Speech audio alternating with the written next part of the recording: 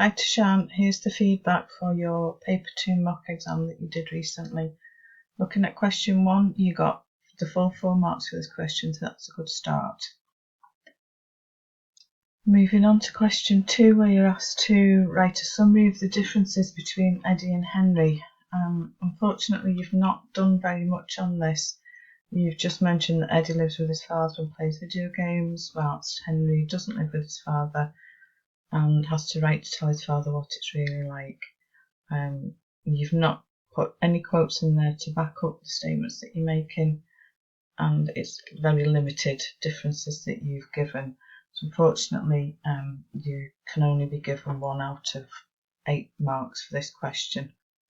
You needed to go in more detail about several differences between them. So you could have looked at the differences in their relationships with their fathers. The fact that Eddie seems to have a good relationship with his dad, he can make fun of him and have a laugh with him, whereas Henry can only write to his father, and it seems to be a cold, distant relationship. The fact that he's not seen him for 2 years, and give examples from the text relating to those two. You could also write about the fact that Eddie seems to have everything. He's a modern teenage boy, living with his family, socialising with his friends in his own room, good food and so on, whereas Henry is isolated, living away from his family, and he's not seen them for 2 years, and the conditions that he's living in, the way he describes them, they are really poor. You could list the different things that's wrong with the food and so on. And for all of the questions on the reading papers, you must use quotes from the actual texts to back up the points that you're making, because your scores will be limited if you don't use direct quotes from the text. Moving on to question 3, how does Henry use language to try and influence his father? In this one, again, you need to be using examples from the text to demonstrate the language that he's used to try and influence his father. So you've used the quote here, our bread is nearly black. So you could say that he uses the adverb nearly and the adjective black to describe how bad the bread is, that it's either rotten or it's burnt to a crisp, to show the conditions that he's living in, to try and influence his father to bring him home.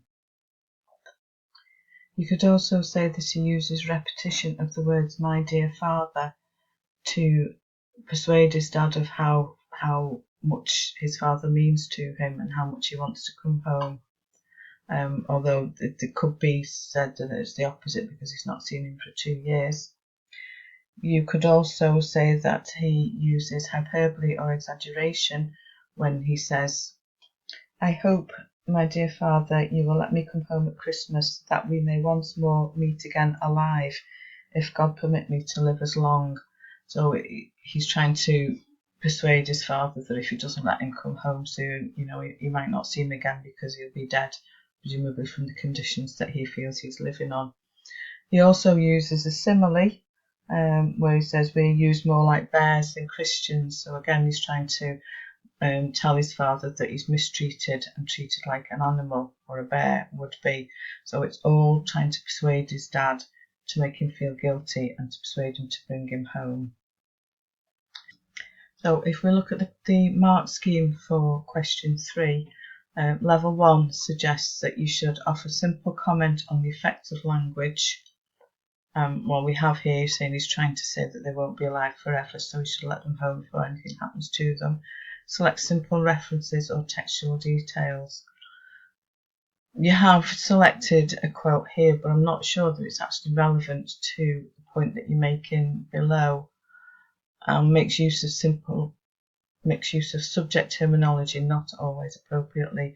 Again, in this short section here, you've not used any subject terminology, so again, I'm afraid I can only give you 1 mark out of the 12 available for this question.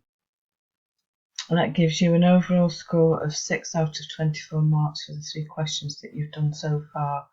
I would have liked to have seen you scoring a little higher on both questions 2 and 3, although we have got further 5 or 6 months yet before the exam. It does mean that a lot of work will need to be done to make sure that you understand what's expected of you from the questions. Everything is still to play for and you can still do it, but you must be focused in lessons and you must complete your homeworks.